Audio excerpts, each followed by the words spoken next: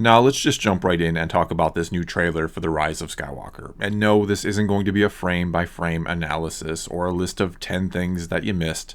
It's mainly going to be my general thoughts and impressions, which are that, removed from all context at least, or just taken as is, this was a pretty damn good trailer, one that I'm sure a lot of the more casual fans or average moviegoers were very excited about, and plenty of hardcore fans as well.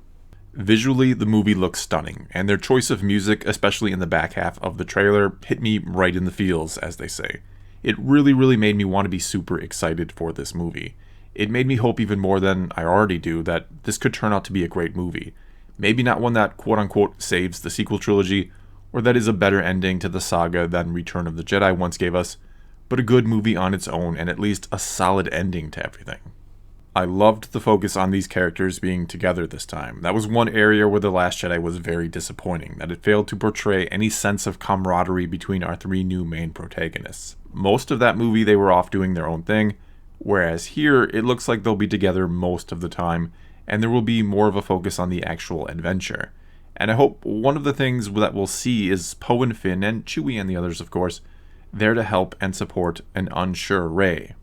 Because towards the beginning of the trailer we hear how Finn feels like the Force has brought them together, and then we hear Rey say, "People keep telling me that they know me, no one does." And though I think this is obviously dialogue taken from two different scenes or more and spliced together for the trailer, I really want this to be a hint that we'll see Rey doubt herself quite a bit in this new movie.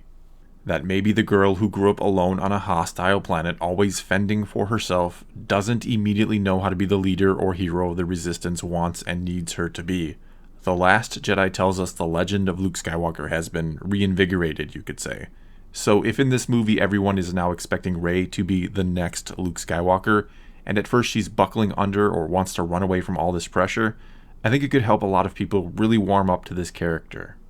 And I really feel like one of the main things that will make or break this movie for a lot of people is how much they do or don't give us a reason to really root for Rey. And here in this trailer, by her saying, "No one knows me," with a little bit of anger behind it even, it's a good contrast to the Force Awakens trailer where we hear Maz Kanata ask, "Who are you?" and Rey responds, "I'm no one," in a rather despondent way. So at least within the trailers, we're being shown a shift in attitude from Rey. That she understands she has a place in all of this, or one has been thrust upon her, but that she might not want it personally. And when we couple this "no one knows me" line with the look at Darkseid Rey that we got in the D23 footage, I really do think they're going to show us the side of Rey who is afraid or unwilling to step up and fill the role she has to fill. And as we know, fear leads to the dark side, and we even hear Luke say in this trailer that confronting fear is the destiny of a Jedi. And no, I'm not saying that she will fall to the dark side, but I do think she will have a Luke moment in this movie, where she gives into it and is almost lost forever, like how Luke almost lost himself to the dark side when Vader threatened Leia towards the end of Return of the Jedi. I mean, the more human and relatable they make her, the better this movie could end up being, because I do think she will win in the end. I even think the title refers to her, that she'll take on the Skywalker name and rise, or something like that. Which is a theory I suggested years ago, before even The Last Jedi came out actually, that she'll take on the Skywalker name, and considering that idea wasn't warmly welcomed then, I'm not sure how it'll go over now. Either way, I could certainly see it happening, and would almost be surprised if it doesn't happen.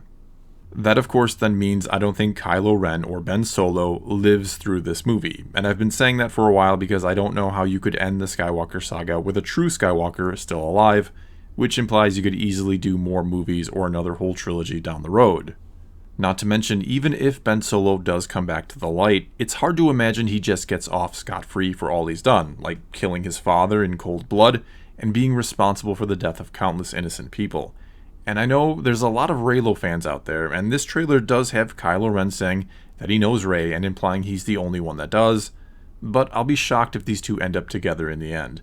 In fact, I think part of this movie will be Rey having to overcome being drawn to Kylo Ren.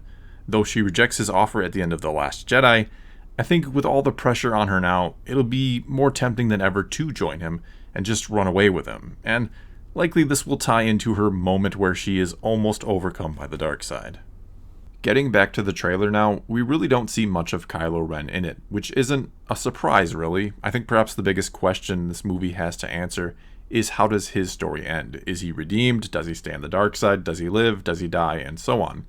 Again, personally, I think he dies, but I also think he gets some level of redemption and comes back to the light.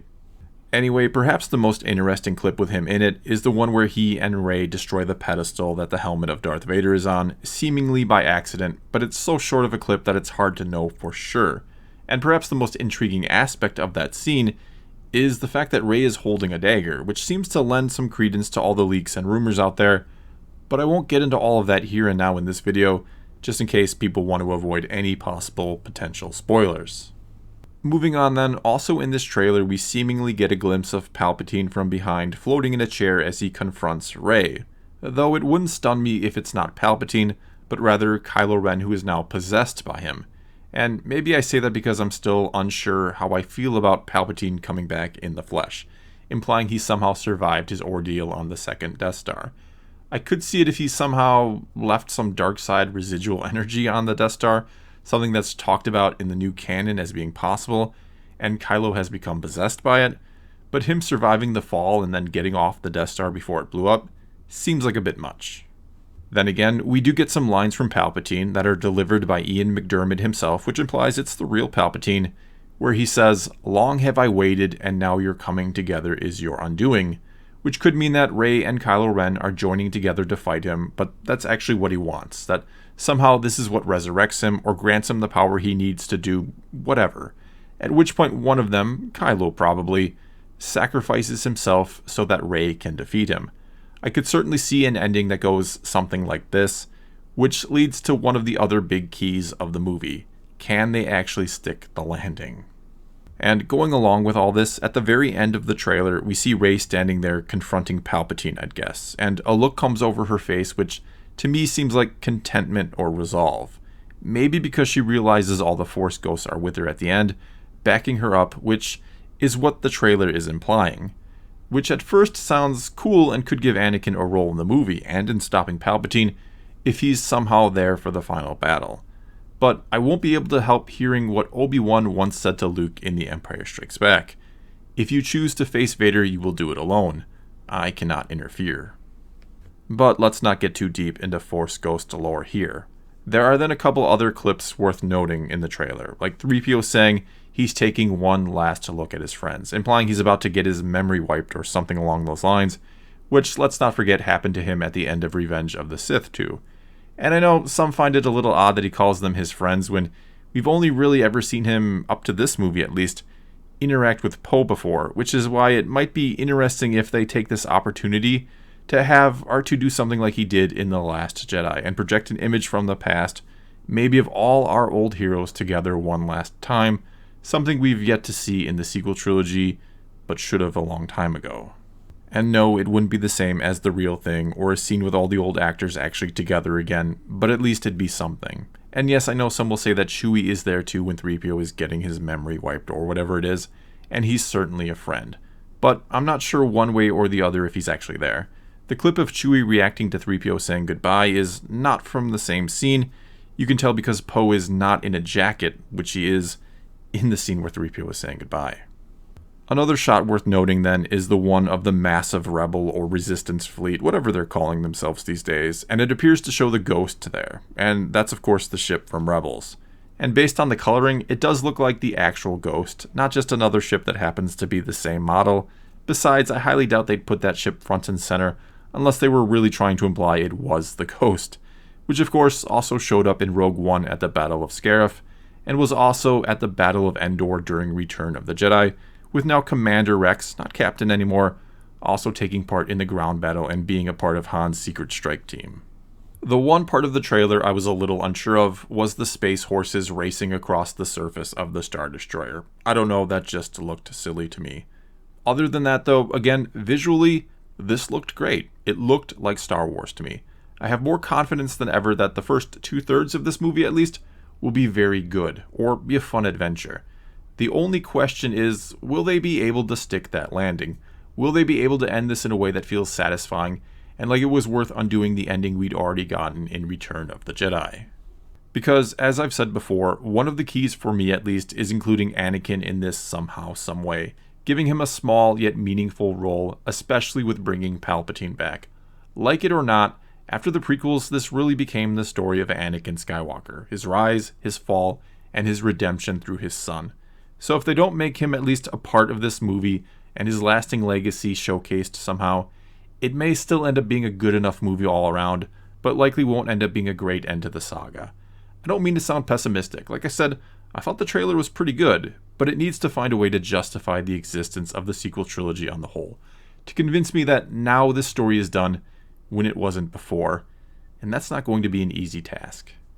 Either way, setting aside the leaks and rumors that this trailer may have helped confirm, or these reports that they're doing reshoots or can't decide on an ending, and just basing my feelings off what I saw in the actual trailer, I am more excited for this movie now than I was before.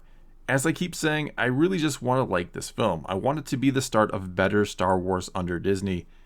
I'm going to go into this movie with an open mind, keeping my expectations and hopes as tempered as possible. And who knows, maybe I'll end up being pleasantly surprised in just under 2 months now. Well, that's all I've got for you this time. Now it's your turn to tell me what you thought of the trailer or what you thought of what I thought of the trailer. So you can either leave a comment below or go vote on my latest poll, which asks what you thought of this. Either way, let's talk some Star Wars. And until next time, thanks for watching.